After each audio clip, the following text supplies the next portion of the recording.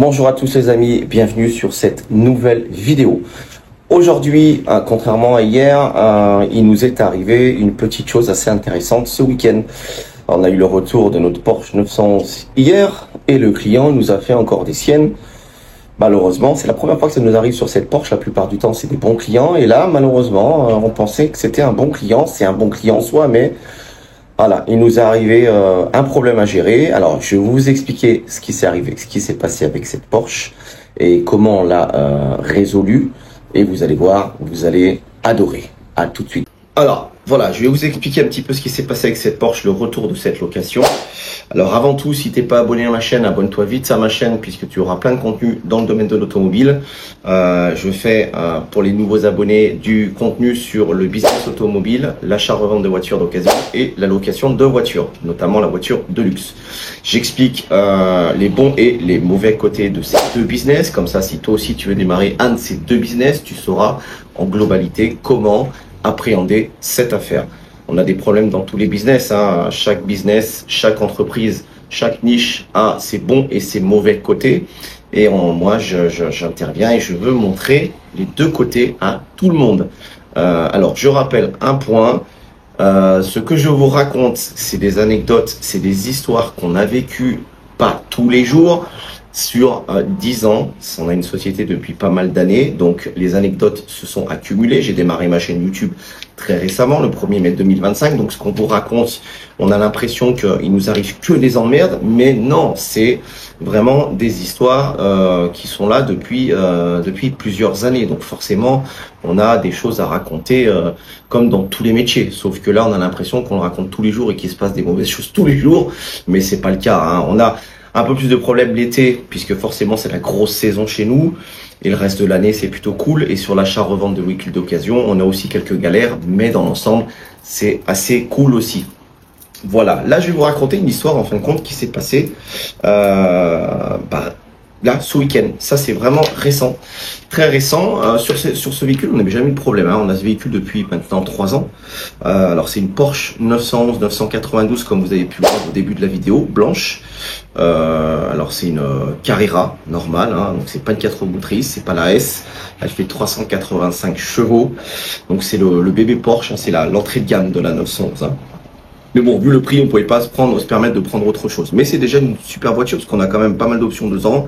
On a le kit chrono, le pack chrono, ils appellent ça. L'intérieur cuir, le toit panoramique, ouvrant panoramique, les feux teintés. Enfin voilà, il y a quand même pas mal de choses. Il y a des feux, les feux Porsche aussi, les dernières générations LED Porsche qui, quand vous tournez le volant, ils tournent aussi en même temps. Enfin, vous avez pas mal d'options sur ce véhicule, donc il intéresse pas mal de clients.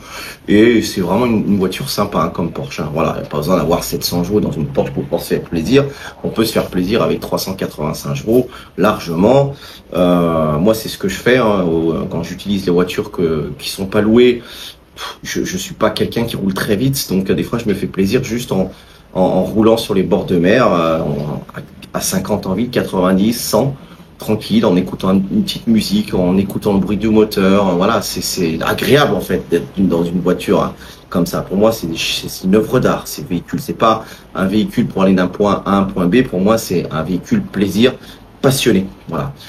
Et ce client donc nous a loué ce véhicule ce week-end. Donc vendredi soir, hein, il est venu le récupérer. Alors un client, il a une quarantaine d'années, hein, voilà, il habite dans les beaux quartiers dans le sud, donc voilà, c'est une bonne personne en soi. Vous voyez, hein, c'est un bon client. Il a vraiment la config du client parfait, on va dire, hein.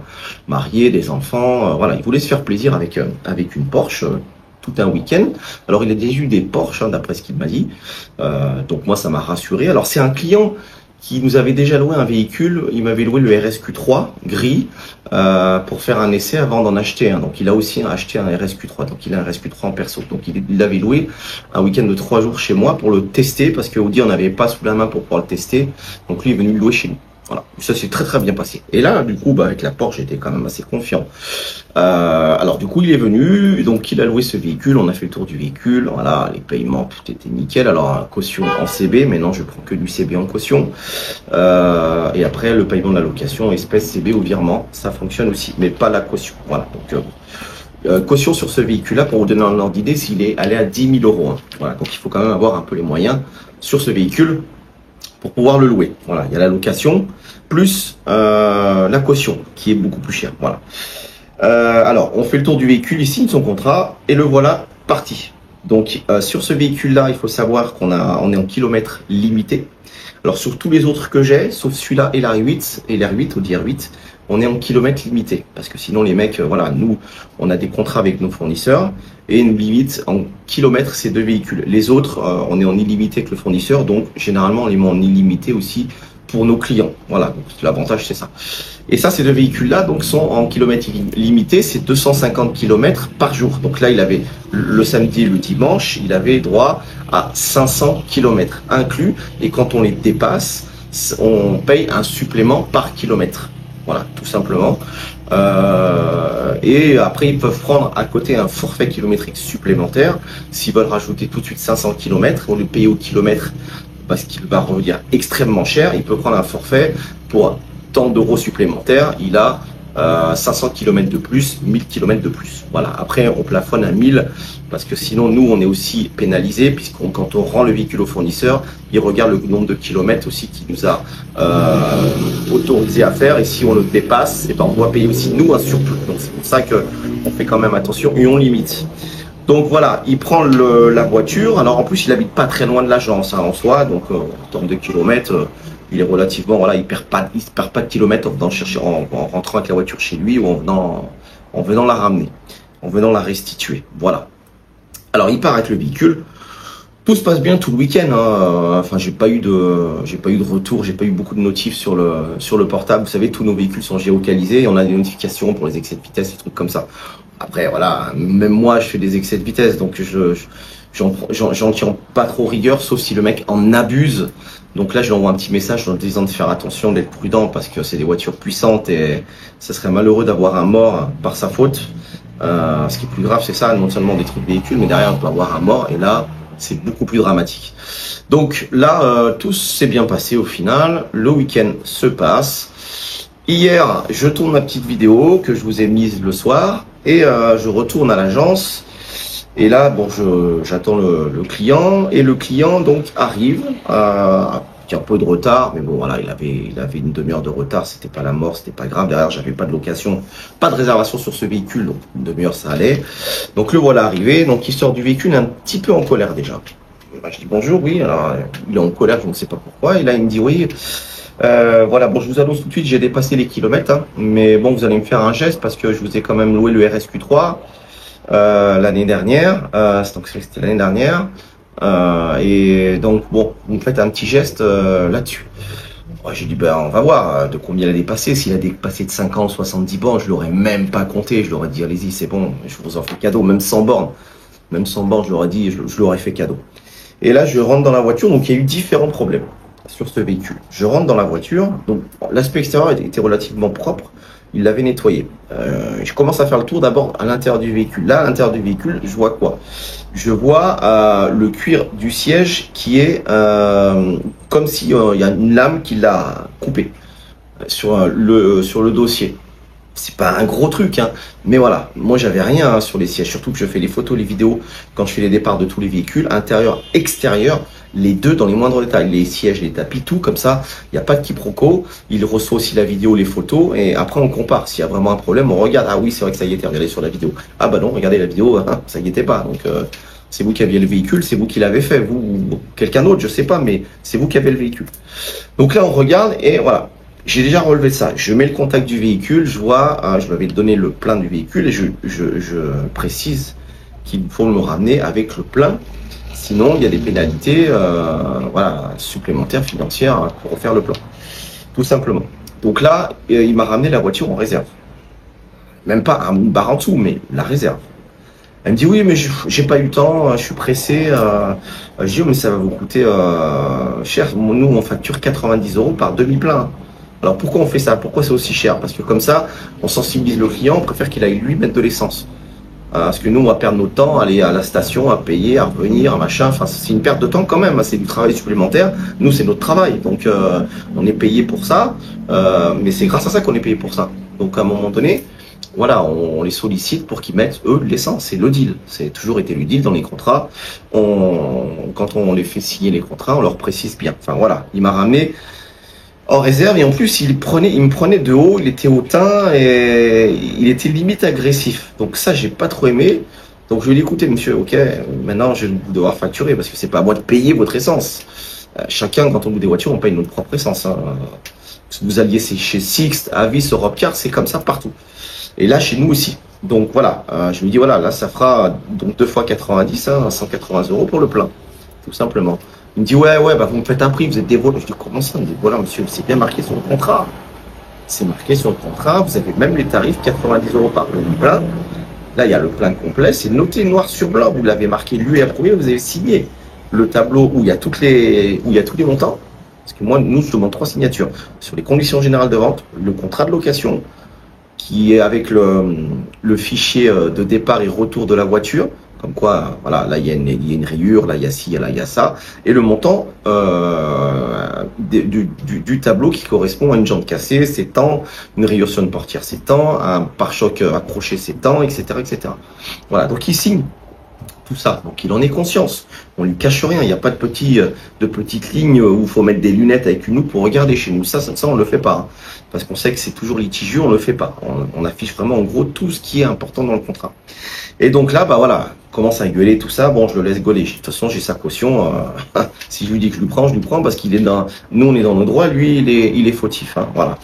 Après, il m'aurait peut-être pas pris de haut tout ça. J'aurais fait un effort, j'aurais fait un geste parce qu'il m'a déjà loué une voiture. Mais bon, à un moment donné, quand on me prend pour un con, qu'on prend de haut et qu'on commence à être agressif alors qu'il est fautif, faut pas abuser quoi. C'est comme si le mec il tue un gars et en plus il gueule parce que on lui dit tu vas en prison. Mon gars, t'as tué un mec quoi. Pour moi c'est pareil. Hein. Sauf que là c'est un crime, c'est beaucoup plus fort. Mais en soi c'est la même chose. T'as fait un délit, t'as fait quelque chose, t'as fait une erreur. Tu es responsable de ton erreur et tu assumes ta responsabilité de ton erreur. Voilà. Donc il y a eu ça. Après l'intérieur était sale, mais voilà. Dans l'ensemble ça va. Il y avait ce problème sur le siège, le problème de l'essence. Ça, c'était, voilà. Après, à l'extérieur, je commence à faire le tour un peu plus du véhicule. Et là, je vois déjà 2 jantes du même côté, frottées. Mais quand je vous dis frottées, bien frottées, hein. Il y a même un pneu on voyait, il venait de frotter ou c'était la veille, mais le pneu était aussi marqué. Donc là, je lui dis, regardez les jantes. Ah, mais non, ça y était pas.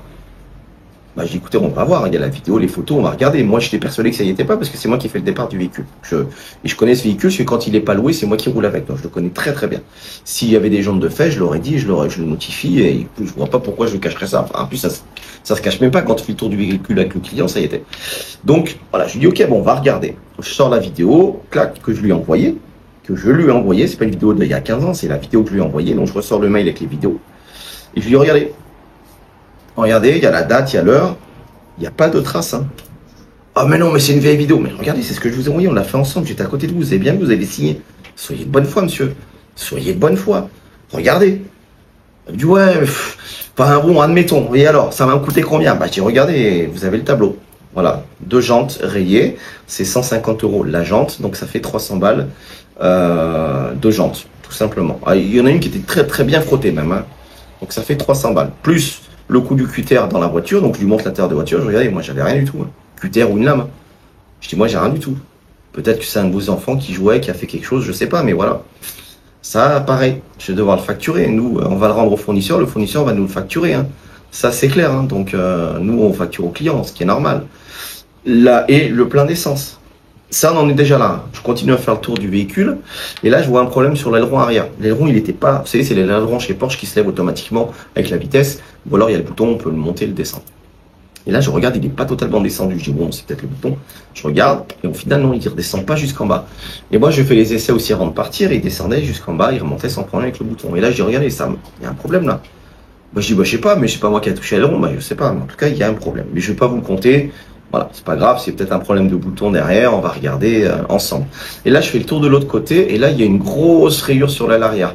Et comme c'est du blanc, il faut vraiment s'approcher pour le voir. Et là, j'ai attendu, vous avez vu la rayure sur tout le côté là? Bah, comment ça, la rayure? J'ai dit, venez voir, regardez. Et il me dit, ah non, mais ça, c'est pas moi. Je n'ai pas dit que c'était vous. On va aller voir la vidéo et les photos. On regarde, pas de rayure. Et je le savais qu'il n'y avait pas de rayure. Hein. Ça se voit, ça. Et j'ai regardé. J'ai dit, ça fait quand même beaucoup, hein. Ouais, mais c'est pas moi, c'est hors de question que je paye ça. Ça, c'est hors de question. Je ne paye pas ça. Je dis, écoutez, moi, le fournisseur, quand je vais lui rendre la voiture, il y a ça. Il va pas passer par 4 chemins, il va me facturer. Donc, moi, je fais comment? Je m'assois dessus.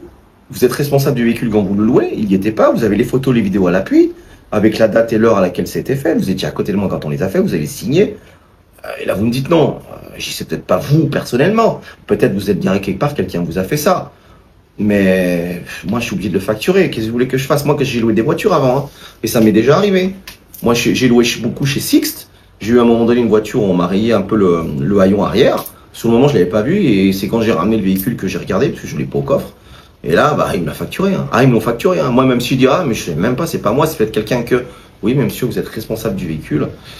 C'est comme ça. Ça fait partie des règles. Et il faut les accepter.